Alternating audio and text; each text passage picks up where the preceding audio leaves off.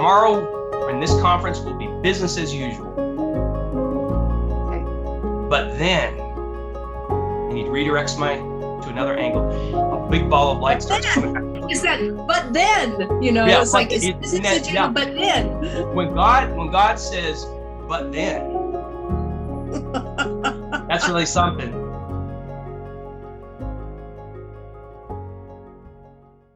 Good afternoon. Always great to see you. So good to see you. So good to see you, Carrie. The magic is always there, I'm learning so much. I'm learning so much this week.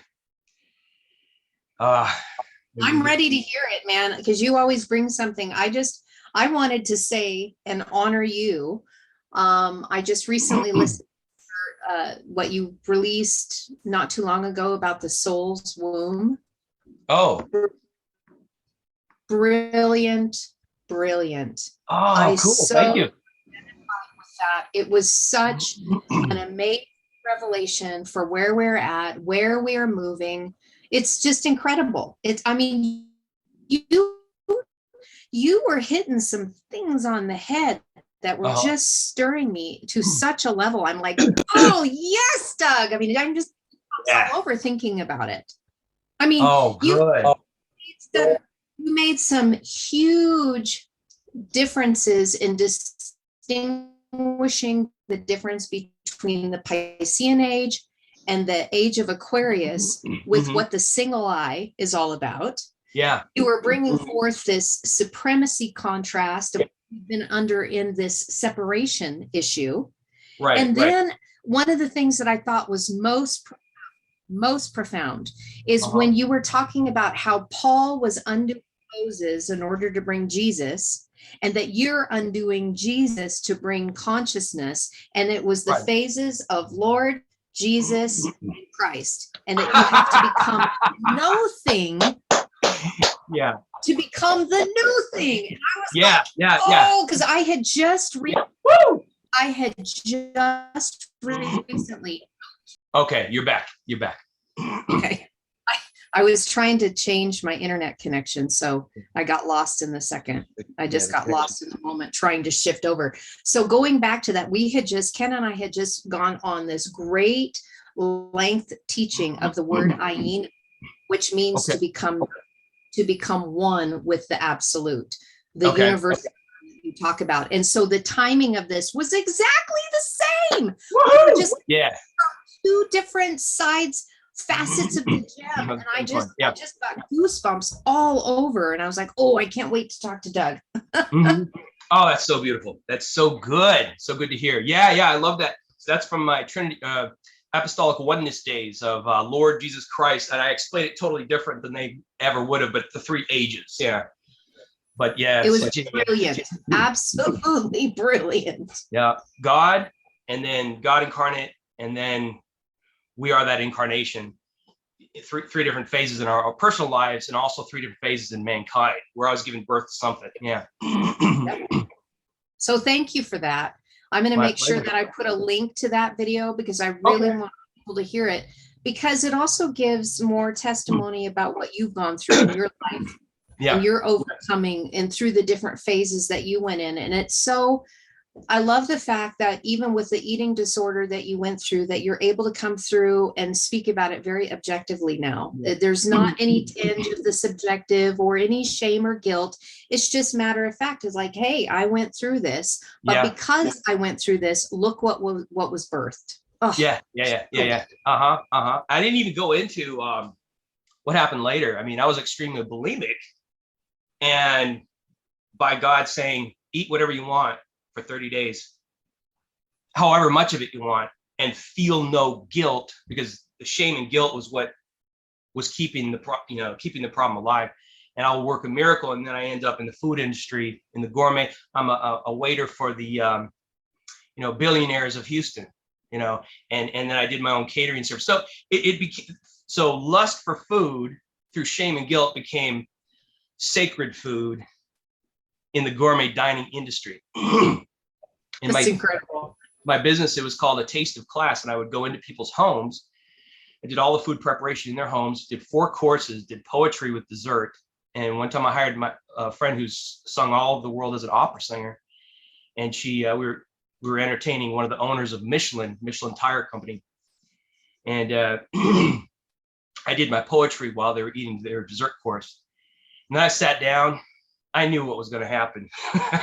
She starts singing, amazing opera singer, Cheryl Fox of Houston.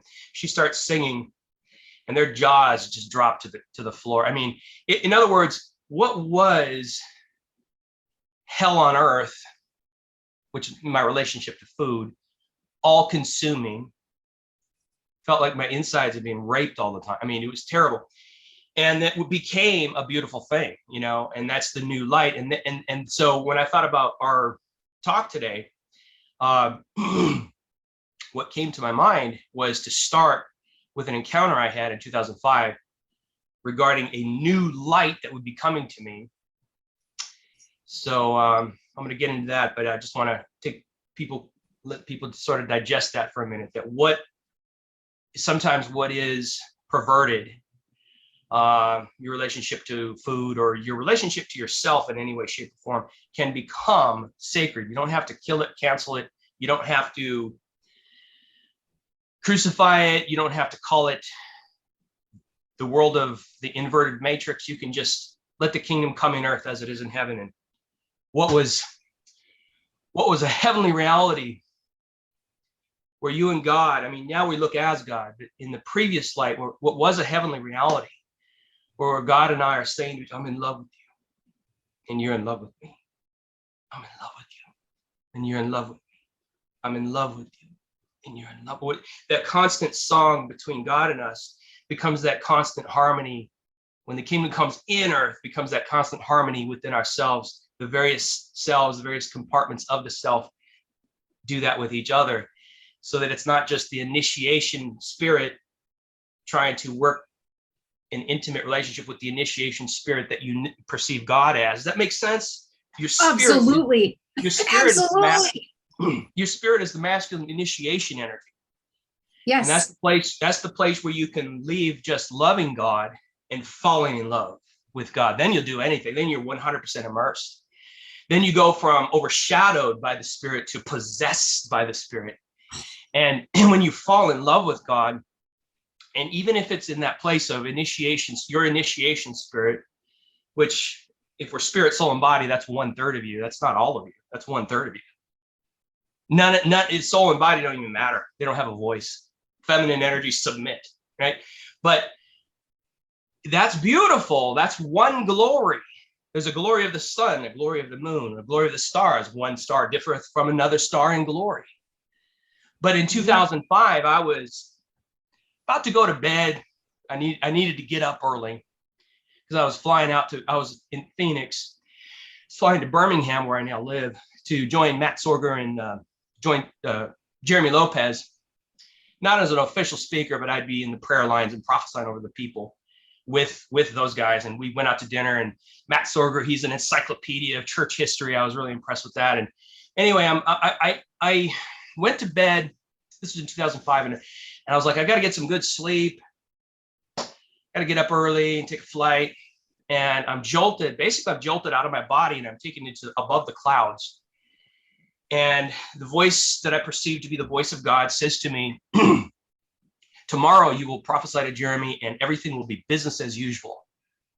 And he takes and turns me to this other angle, and a ball of light was coming at me. A huge ball of light was coming at me. So let me really get the essence of that.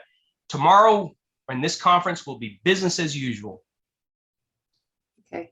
But then, and he redirects to another angle, a big ball of light starts coming at me. And what's that? Okay, we'll get into it. I'll just finish. But then, yeah, it's like, but then. When God says, but then, that's really something. It's a pivotal time. So I see this ball of light coming at me, and just before it collides with me, I'm back into my reality in my bed. And I thought to myself, wow, so this conference is over Sunday. So that means Monday, God's going to show me something new. No, he was speaking in God was speaking. The Spirit was speaking in metaphor. Instead of Monday, it was 5 years later. Yeah. Business. So business as usual continued for the next 5 years. And this is what okay, this is a major thing for this to happen, for a new light, because he was saying a new light, not an upgrade of what you have, where maybe for some people an upgrade of what you already have is God, now is the universe, or looking at Jesus is now Christ activation, or killing the flesh is now ascending above the 3D duality. Those are upgrades, and with persistence, the arc always goes upwards. With persistence, the arc always goes upwards. But when it goes upwards and we're seated in those heavenly places, meaning it becomes a reality, there's a vision that John saw. It said, I saw the bride, I saw the wife, I saw the woman, the feminine energy, I saw the woman, emotion, will, volition, desire. I saw the woman descend. So Paul saw us ascend, and John saw us descend, which is two different lights. And in the descending, there's comprehension with one another, the heights, depth, breadth, and length, that we could only comprehend like kind up here. There's a healing of the nations and healing of humanity down here, because the kingdom has come now in earth. So I go to the conference, everything goes well. The next 5 years, ministry goes on an upward arc. And that's when, in 2009, 2010, gradually, Jeremy Lopez, he called me and said, hey, man, I feel led to just say this to you. You need to listen to this DEPOC CD teaching. You know, he was a universalist. He was teaching on it. And I had spoken something against Carlton Pearson. And when I spoke it, I discerned that I was lying. And I was seeking God. What do you mean? What about what I said? God, I'm defending your word. I'm defending you. What did I say that was a lie? And then I listened to the DEPOC CD teaching, and universalism started. And then eventually the universality of God started to open up for me. And I folded up everything I knew, put it away, and a new light was revealed instead of an upgrade to the old. So there's a whole little segment. I want you to sort of respond with, what does that ignite in you when I say that? Well, I can tell you this, that I shared something with you a couple weeks ago, and it was so, you made me feel like I was so seen by you. Yeah. Unlike any other time before, because we've had incredible conversations. We've had amazing share times and synchronicities that, you know, it just that, like, the joy gates are flung open, and we're just having a joyous time with one another. But when I shared with you my time in my season in the Hebrew Roots movement, and so as I'm sitting here, I'm listening to you, and I'm thinking about how when we begin to get into the sacred languages and begin to see what you call as universalism, or the absoluteness, or oneness unity, because there's many different ways to describe it. When I began to see it, it was a new light. It was the complete dismantling of the previous time epoch that I was in, because and this is where I was sharing with you, and you were like, well, this makes sense why I have entered into the stage of neutrality. Because when I was in Christianity, it was very much grace. Everything went, you know, I remember some of the youth that my husband and I were ministering to, they would always say, well, I'm going to go get me some Jesus time. And that's how they said it. I'm going to go get me some Jesus time. And their life was a mess. I mean, their life was absolutely a mess. There was drugs and alcohol, but yet it was that grace message and that unconditional love that comes from Jesus, and being able to have that love affair that you were talking about, right? Regardless of what's going on in life. So I had labeled it, when I went into the Hebrew Roots movement, that was my greasy grace time. Now, that's what I called it. It was the greasy grace, where everything goes and it's just very slippery and fluid and whatever, you know, experience that you want to call it. Well, when I got into the Hebrew Roots movement, it became very black and white. It became very, this is the path you are to go. And it was extreme judgmentalism on steroids. Okay. I mean, Yeah. everything was being judged. The food that I ate, the clothes that I wear, the people that I associated, the holidays that I kept, the days of the week and what they looked like. What did I do when I got up? What did I do when I went to bed? I mean, everything was being judged. And there was such shame and guilt and condemnation for all the years that I lived prior in my greasy grace time in the church into this new movement. Yet moving into that is what got me into the sacred languages. Right. Because had I not gone there, I would have not really had this experience with these Hebrew words. And I would have been introduced really to the language to the degree that I was. But then it was the language that birthed that new light that then collapsed the whole reality. And what is so crazy about this, I remember Ken and I went through the same phase, because all of a sudden there was one day that we did something on Sabbath that we wouldn't have normally done. We just, because we were sliding out of it. There was just something, this organic sliding out of it that wasn't even, okay, we're just going to just say hogwash on all of this. It just was this natural progression. We did something on Sabbath that we wouldn't normally do. We went and spent money, or we went out to eat, or I don't even remember what it was. But Ken and I had no guilt. There was absolutely no shame and guilt for doing something where before it was extreme shame and guilt. Like now you're going to get the wrath of God coming down and a hammer on your head because you spent money or you did something on Sabbath, or I, you know what I'm saying? I mean, it was just, and then there was some of that slippery of just movement, and not slippery, greasy grace, but sliding into the new, even with our food, things that were considered kosher or not kosher. All of a sudden, it just didn't seem to matter anymore. It was like, what is happening here? And I realized that these things were just simply imploding because there was this new revelation that had come to set us free as we began to neutralize and see both sides. Yeah, there you go. That's perfect. That is perfect. And that's why I can see you, Carrie, in a way I couldn't even see when we, first met or first interview. I see you, I appreciate, and that's the magic I'm learning right now is the core soul. We appreciate one another, but all theology and all teachings aside, we look at the heart, and we, with a smile and deep appreciation in that 4-year-old innocent child state, 2 kids playing in a sandbox together. That's the reality. If it doesn't come to that, it's all in vain. But that's right. But when you talked about the judgmentalism, it exploded revelation. I get you, and then not only did I get you and your teachings better, but I understood myself better. Because here's the thing: if the new light, upgrades are great, strength to strength. We go from strength. That's a good thing. That's a good thing. You got to perfect for the new thing. The fullness of time has to come. The fullness of time doesn't come for the next thing if you don't perfect it. And perfecting it doesn't mean you dot every I and cross every T. It has to do with the fullness of sincerity. Right. The mature aspect of it. The fullness of the maturing and the ripeness of. Yep. So the consciousness will mature based on heart love. Yeah. Heart sincerity for what you're doing. And then but then the new light that I saw in that vision coming at me. So 5 years later, there's an Elijah-less prophet I was friends with. She gave the word of the Lord in 2010, the Elijah-less prophetic conference.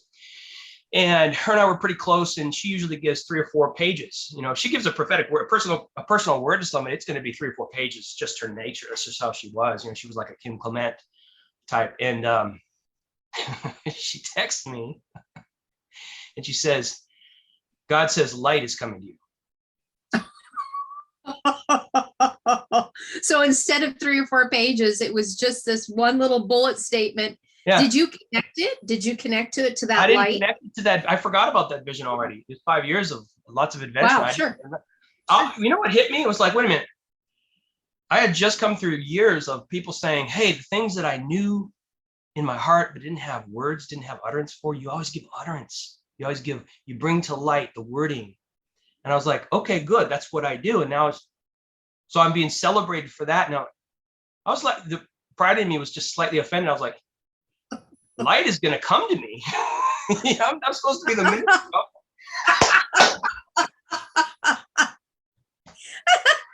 'cause I didn't know that's hilarious.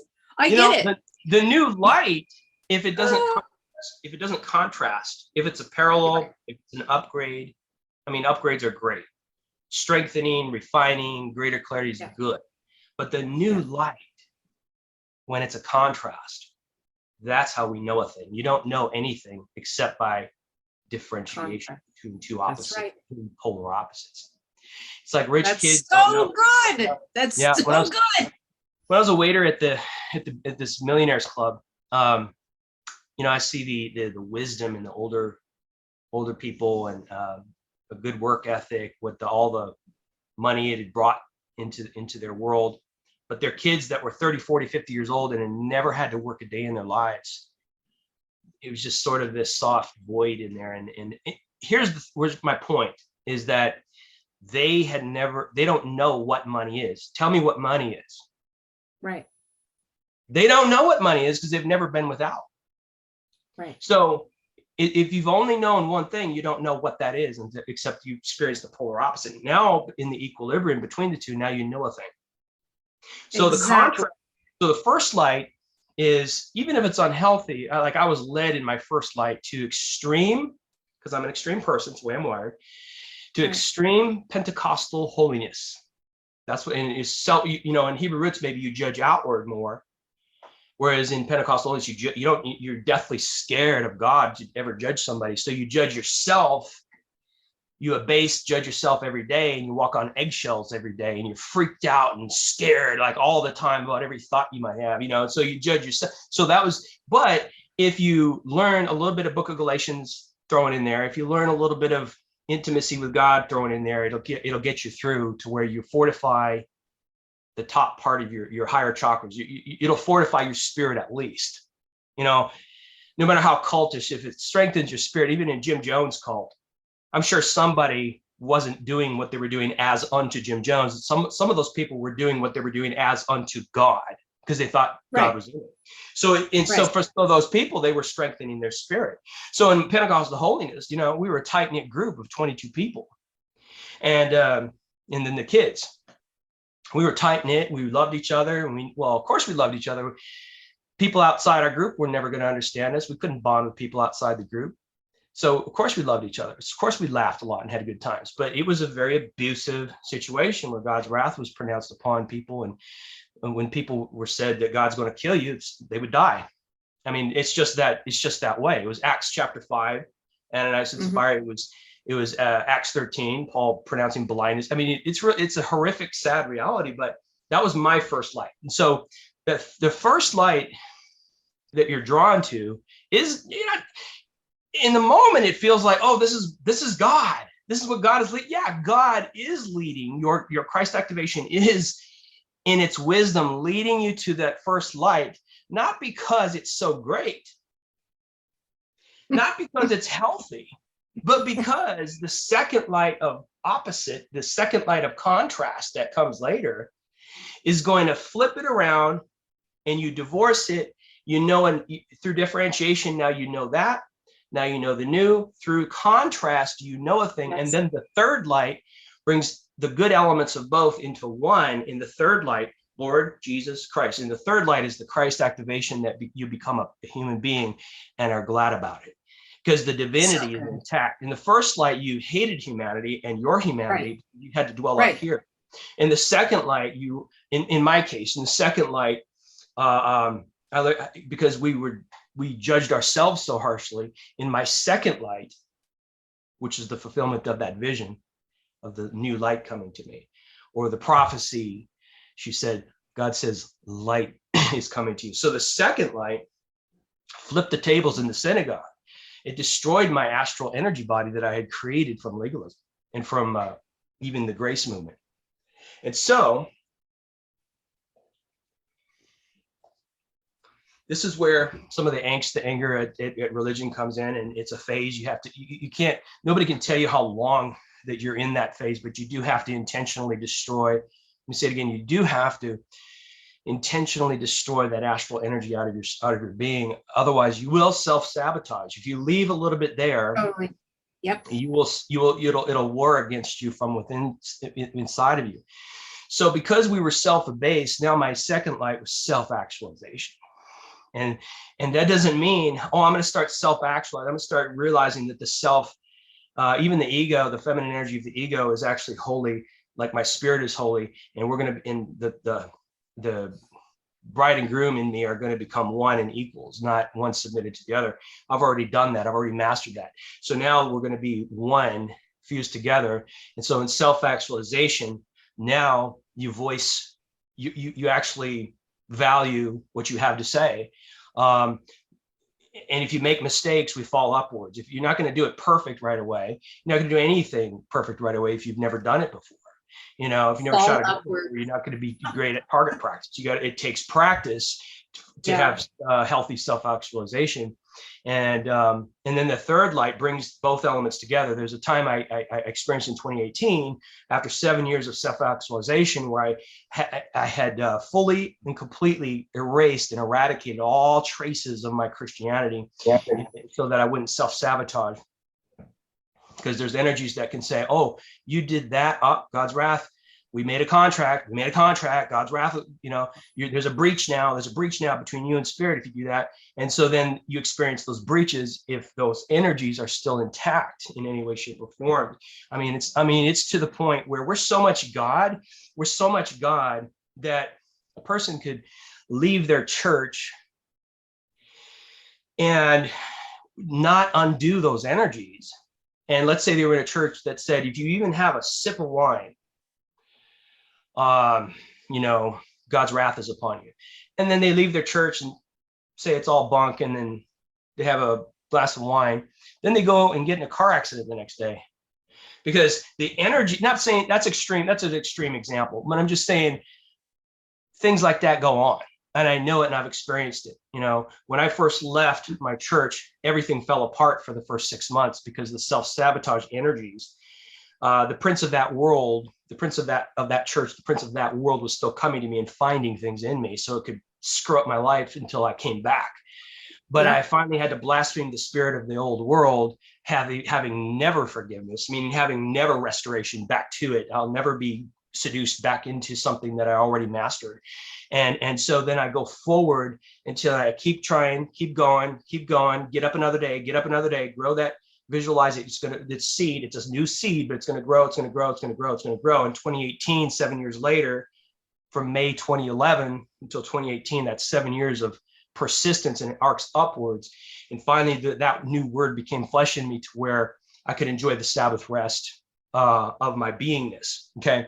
So then after 2018, then I experienced the third light, if you will, where what I had to undo and get rid of in myself. Now, the 2018, 2019 version of myself, I would go back to each stage of my life and give that person a hug. That version of Doug, give that person a hug from my heart. And it was a real hug. It was authentic. And I had this experience where my mom had sent me some photos of me as I was a kid. A couple of them were when I was a teenager. And this is important. Oh, this is important. So I was looking at these photos of myself and I felt hate towards that kid I was. The person in the picture, I just felt this hate for. It's like, what? And it was too real to ignore. So I kept going to God a few times. I said, that's crazy. What's going on? And then Spirit explains to me, it's not that you hate the person you were. It's that you hated the existence you carried on some level because you could never just be you. You know, wow. When you're 5, 6, 7 years old, you know. Yep. Parents have company over and you're not Doug, you're that kid who can do one-handed push-ups and one-handed pull-ups like Rocky, you know, the movie. You're that kid who can expound on marine life. I was 7 years old studying all day on marine life. And you can expound on these fish and, you know, you weren't Doug, you were the kid who could expound knowledge on this stuff. Then you became a teenager, you weren't Doug. You know, you were that, you know, I was a wrestling team captain, athlete of the year. So you were the athlete. Then you became an on fire radical Christian. You weren't Doug. You didn't get to be you. You didn't get to enjoy your existence as you. You were this evangelist kid. You never got to be you. That's why you hated your existence on some level. And you were sensing subconsciously your future self, where you were going to be able to just be you, and you hated it. So what I did was, I know the truth, and the truth shall make you free. And I began to go in and deeply love and embrace each phase of me. And the two became one. The me of now became one. And then I even experienced, I was in meditation, I experienced the me. Now this time it's not the human me embracing the human me back then. I even experienced the spirit me. This was just last week. The spirit me, the pure God consciousness me. Having gone back, this is profound. Having gone back to me worshiping when I was 18 and be in the presence that would come upon him. And the 18-year-old me, oh, Jesus, I feel you, Jesus. Oh, I feel your spirit, Lord. It was me. Exactly. It was my future solar body. It was my future solar body going back in time in some of those instances, you know. Oh, you just totally validated something that had come. Like, I'm so glad that you said that, because I had an issue that happened the other night. It was in my half awake, half asleep side. And that, when I woke up the next morning, that it was exactly the thought that I had was all of those experiences were what you just described. It was me. But I was so far removed from it that I didn't have the ability to be able to recognize it. Oh my gosh. Yeah. Goosebumps all over. So when we get to that third place is when we can see each other, ourselves, as one, face to face. And all of it was holy. All of it was good. Yes. All of it. All of it. No separation anymore. Right. Exactly, like whoever wrote the Pauline epistle, where he says the unveiled face, seeing the glory of God, or when he shall appear, 1 John 3:2, when he shall appear, we shall be like him, but we'll see him as he is. You know, in the Christian logo, seeing him as he is means you are everything that you read about it as Jesus in the Gospels, you become. But see, the thing is, you're not you. You're not fearfully and wonderfully made anymore. Now you're a caricature of something, a man you read about, Yeshua of Nazareth, you read about it. Now you force fit yourself to become that. And that's a good schoolmaster to bring us to the self.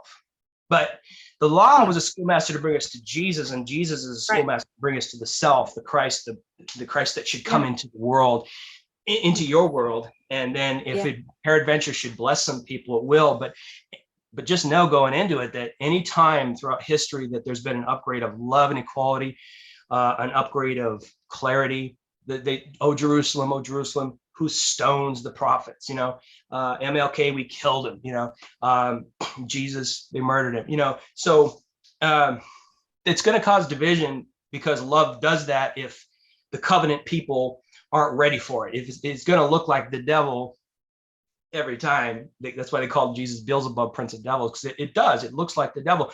So, you know, in my 2005 state, when I heard, here's what Carlton Pearson now preaches, you know, I was, oh, he's deceived. I hate that for him. And then behold, you know, I saw that same light and bounced off from that to where I am now. Exactly. And that's, you know, that's where we can actually turn much of what we have gone through into joyous moments where we laugh at ourselves and with ourselves, because this revelation that came to us years before that we flat out rejected, all of a sudden we fully embraced it.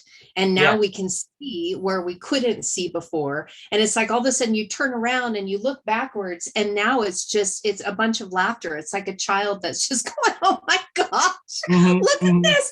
Look at the journey I took, you know, because every step that way in those new revelations is a new season of maturation, which means that there's still more to come.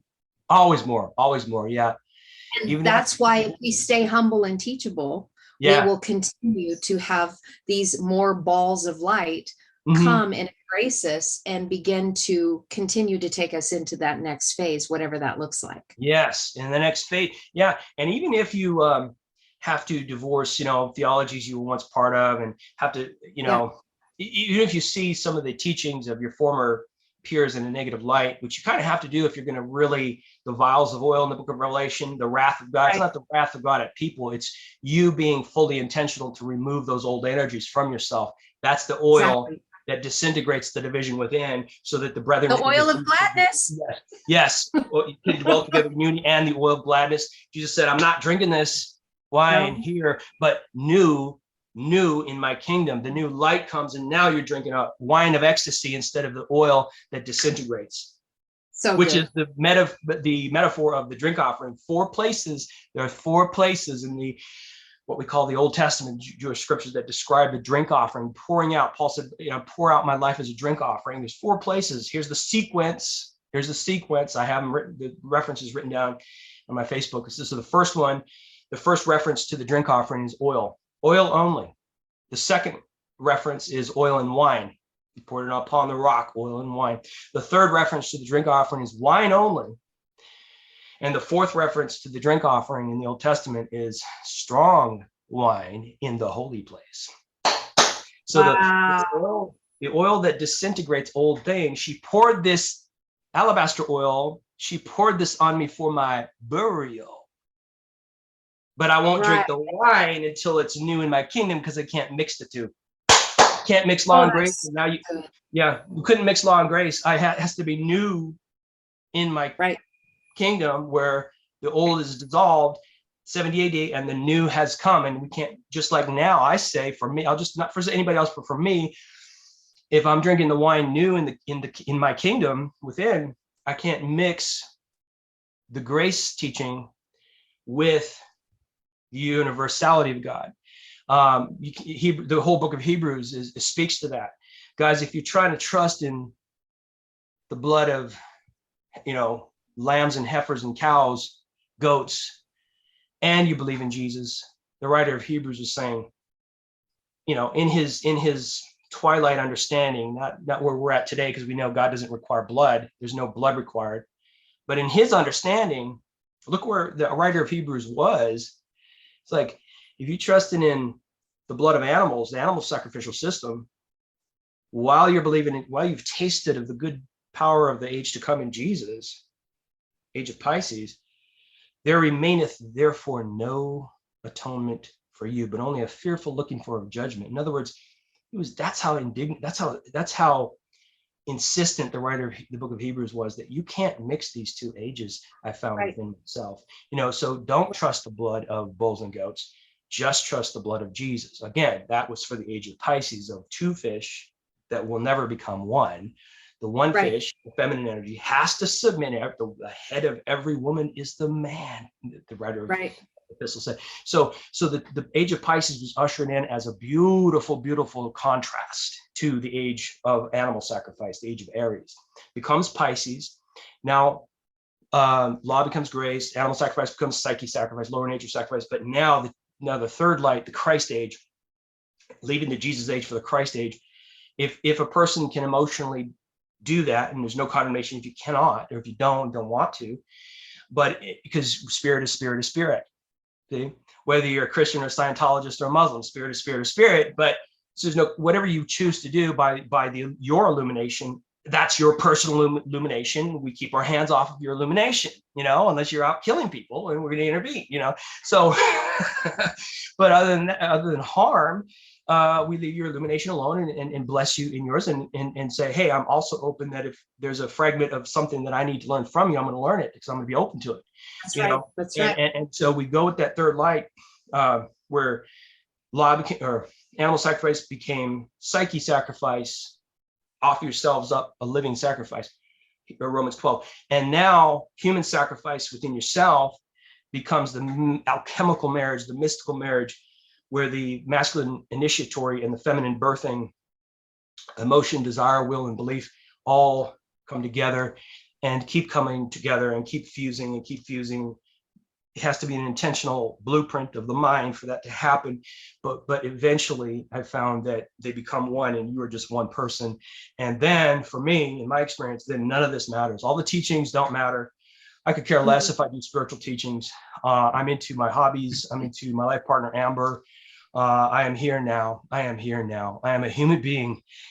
And I love my existence, and I am the world to come. But if I never teach on it, I don't give a crap, because it doesn't matter. I know that everybody's held in love, and everybody's held right where they're supposed to be, Yeah. And even, but I will say though, sometimes, I watched yesterday, the day before, two ministers have kind of an argument with each other, and I was vexed by that. I said, oh, this is horrible. And then today I got up and I went and I saw something different.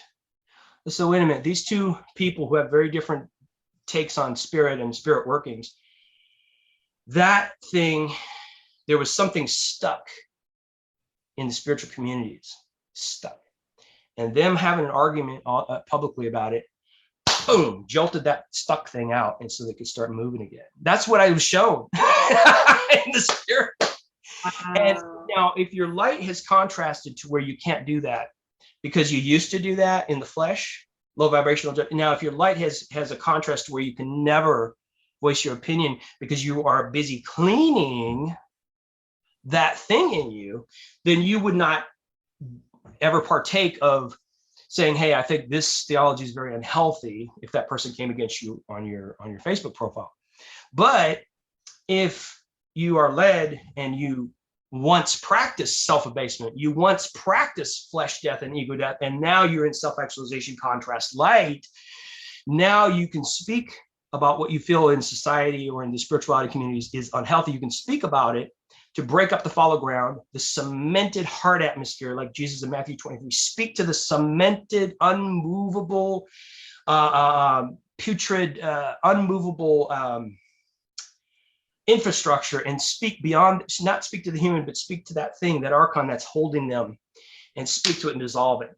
And so what I saw the other day was not it wasn't that one was right and the other was wrong. It was that by having the discussion of contrast, in the contrast, the equilibrium was gained on some level. And the people that saw that can take what they will from it. But I saw equilibrium and fusion coming from two opposites. It was a beautiful thing. So incredible. And what's so amazing about that is showing the direct reflection of the work that you've done within you.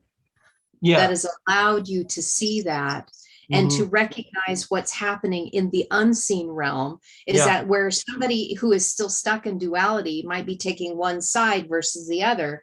You could see that moment with both those energies coming together, needing to collapse it in order to move it and birth something new. So it's just like having birthing a child, and those shoulders are stuck and nothing is moving at all. And yet the labor pains are there, and you're like, when is this going to be over? Well, as soon as that busts through, the baby slides right on out. It's not the head that's the hardest part. It's the shouldering. Okay. That's where the government sits. Yep. Is on the shoulders. And that is the hardest and most painful part for us to birth in something new that's going to be fresh, that is going to lead us into a new age and a new way of enlightenment and a new way of a new seed that is being birthed forth in bringing freshness and vigor and the essence of the unseen in a way that we haven't seen, now made manifest as a full-blown new reality. So it feels like right now that's where we are at. I mean, collectively, it feels like where we're at. It feels like the shoulders are right there. So the head, the crown has already made its appearance. The crown is already there. Ooh, I'm feeling that. The crown has already been seen. The head is starting to come out as the new man. And we're waiting for the shoulders for the government to just be pushed out. And then the rest is easy. Yeah, really is. White stone, black stone. Okay. The white stone and the black stone. The feminine and the masculine energy on the shoulder of the priesthood of the new man that is coming through, the priest and the priestess that have united as one. Chokmah and Bina. Yeah. That's right. Chokmah and Bina, wisdom and understanding. You better believe it. Yay, pues. Wow. But when we hold to the old light, sometimes there's a stronghold in us. And it's not always just pride. So it could be peer pressure, it could be fear of moving forward. But whatever it is, it's okay. There's no condemnation. But sometimes when we hold to the old light, because we got applause for it, or finally we're affirmed. Dad said we were stupid all our lives, and now we're teaching this spiritual teaching, and now we get people saying, "Oh, it changed my life," So when the new light comes, you reject it because, well, then I won't get this applause anymore, So, but if we hold to the old light instead of going to the opposite contrast, see, again, God leads us. The Spirit drove Jesus into the wilderness, to deal with the three destinies, kingship, miracles, and and protection. Kingship, miracles, and protection. So he laid down protection. He wouldn't jump from the Caiaphas energy. He was in the Pharisee energy, the men that had raised him. He was 12 years old, learning from them. And then the scripture says he went into the synagogue to read, as was his custom. So he was part of them. If it was his custom to read in the synagogue on Sabbath, they knew him. They were one bread together. So the Spirit drives him to the contrast. It says, okay, you've known from the Father that you have these destinies as the Messiah, the King. Isaiah 9, you bore witness in your spirit, Yeshua, that this is talking about you. He will sit on the throne of his father David. That's political. Herod was sitting there at the time, king of Judea. But you're going to learn now that in the state the state of consciousness that you're in, you have to let it go so that the state of consciousness that you come into can pick it back up. So you're going to let that kingship go. If you worship this way, the way the Pharisees are worshiping, if you worship me, the God form of Moses, if you worship me, I'll give you all the kingdoms of the earth, because it's been prophesied to the Jewish race that we will dominate. We will be the light that all nations shall flow into. So if you worship me, Moses, God form, if you worship me, which is now Satan to him, it was his friend, Moses' energy through the people the people that were teaching him gave him the Moses God form, Moses energy. It was his friend, it was his best friend, his whole life, and now it's his enemy. Hasatan, Satan is the enemy. So if you bow down and worship me, I'll give you all the kingdoms. Remember, that's what Isaiah 9 is alluding to. You'll be the king of Judah, like David was the king of Judah. I'm gonna lay that down. I'll worship what I am starting to see. I'll instead go with what I'm starting to see rather than what I used to see. I'm letting that kingship go because I'm going to pick it up in front of Pontius Pilate and say, no, I'm not that. I am that king, but my kingdom is not of this world. So the natural change and shifted into the contrast of the Spirit. Righteousness, peace, and joy in the Holy Spirit, the light that lights every man, every human that comes into the world. So he lays that down and then change this rock into bread. If you're really anointed by Yahweh, change this rock into bread. I refuse. I am going to abstain. I'm going to let go of my own. I'm going to unattach from my own destiny, because I've known for years that my destiny was to work miracles, and I refuse in this moment to do it, because if I do it now, it's going to be from the place I've been in. It's going to be from the level of consciousness that I've been in. I have to let this level of consciousness go completely, and that means not doing my destiny, letting my destiny go. Because then after the wilderness wandering, he goes, and what does he do? Changes water into wine, but from the new consciousness. Then he says, jump off the cliff. Nope, not going to do it from the Yahweh energy. Not going to do it. Then what happens? They try to throw him off of a cliff, and he escapes right through the crowd in the miracle dimension. Yeah, so he's protected. So that's what we do when we let go of the level of consciousness that we've been at, because we're going to go now completely and totally with what we now see. And and that's where sometimes there's persecution. Talking about his own people, he who kills you thinks he does God service, or he who tries to stop your ministry or kill your ministry thinks that they do God's service. But when the contrasting ministers have it out or have a conversation, it may be words that we have to wipe away. Maybe some words are said that we have to wipe away later, and just look at the core soul and each other and smile as 4-year-olds in a sandbox playing again. But those words maybe needed to be spoken because there's too much angst when we don't have it out, when we don't speak about these things publicly or privately or whatever the leading of the Spirit is, whatever the leading of the Spirit is. We do it and all benefit eventually from it. It's a beautiful thing. Absolutely. Because when we don't do those things, we're resisting, and that which we resist continues to persist, and it's not going to allow that new consciousness to be able to be birthed and move into the next movement of what is necessary to lift up all of humanity. I think that is absolutely incredible. And that is where, just to bring in some of the vernacular that Ken and I have used, so people that have kind of like been tracking with us for a while, what you are talking about is invalidation. This process of letting things go is the invalidation process that then takes us into the new thing, the new level of consciousness. And honestly, like I said, many people will be able to connect dots because of what Ken and I have been sharing within the last couple of weeks with this conversation that you and I are having right here. This invalidation, and I don't know how you feel on this, but my personal experience that this invalidation has probably been the hardest stage that I've had to go through, but also the most rewarding. Yeah, I agree. It's tough. I do feel of all of my peers who have been through losing their friends, I may have had the easiest time only because of the church that I was part of. And I knew that spirit, and I knew what to I knew what to expect. I knew everybody was going to leave, but anyway, so maybe I knew what to expect on a level. Maybe some people thought they were going to be accepted more, or thought people were going to just love them for who they are, and that doesn't happen if your whole life is to speak this one message. And now your best friend left that message. It feels to the person that rejects you, it feels to them like a spiritual death. It feels like a death in the family. Right. And they can't bear the sorrow that you're now you are now a lost soul. They can't bear that. So that all they can do is a coping mechanism to leave you completely. And to understand it that way. If they see that, because what I love about you is you're on the path, but you're not you're on the path, but you're not of the path. Your heart is not of the, you're not camping out there. Okay. You have to take, in the natural, you have to take I-65 north to get to the city that you're trying to go to. And that is true.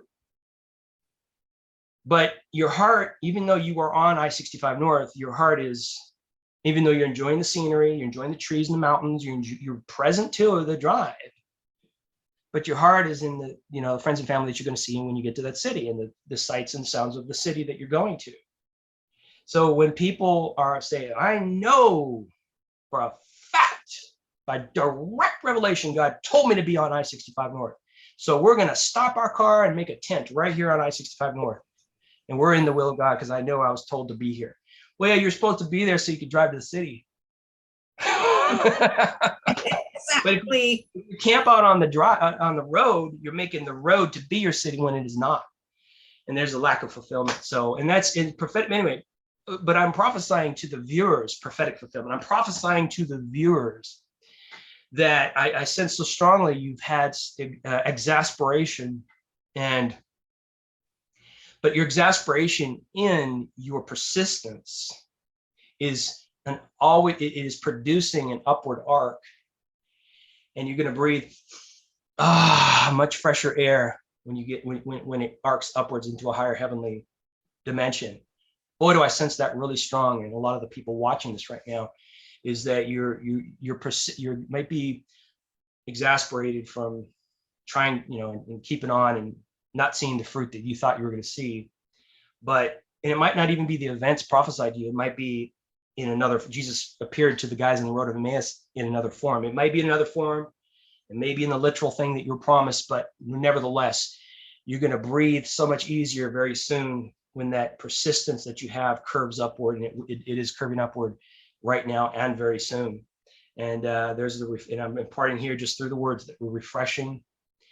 It's a refreshing spirit come through the screen, and an embracing. Your own divinity is embracing you, just exactly for who you are, because you're that loved and that adorable and that amazing. And There it is. And that's the state of consciousness that can do all things. Mm. Doug, that's amazing. Actually, I think we need to just land the plane on Right that. there. That was a That's beautiful way. Yep, that's a beautiful way to end our conversation today in speaking such lovely prophetic words over everyone. And I second that. I feel that very strongly. In fact, I felt this burning flame that was coming up as you were speaking. And I'm like, yep, this is truth. This is Emet. This is my truth. This is Amitai. This is what is happening with all of us. So thank you. Thank you always for just being you. You know, I'm glad that you're into that place now in your life, as well as I am, that we just have the ability to be. Yep. No masks, nothing that we have to try to become. We're just simply on our now. And because you are a breath of fresh air in my life. Thank you, as you are in mine always. Yep. I love everything about you and the synergy here, and it's a good thing. Me too. I love you, Carrie. I look forward. I'm already looking forward to our next conversation whenever Spirit leads us to do that, because I know that every time it's just something that is synergistically, and the synchronicities are generally just way off the charts. Right. Oh yeah. It really is. It really is. Yeah. Because we're that Psalm 1 tree. Whether we realize it or not, it's the fault finding within myself. No, that's the illusion. The world is not an illusion. To me, the world's not an illusion. The fault finding within, that's illusion. We are the Psalm 1 tree. We're growing. We're bearing the fruit because the river's there, whether we want to admit it or see it. We are all of those three things. Adam Caedmon, as your teacher. All right. Thank you, Carrie. That's right. Thank you. I love you, Doug. Namaste. Love you too. Take care. Namaste.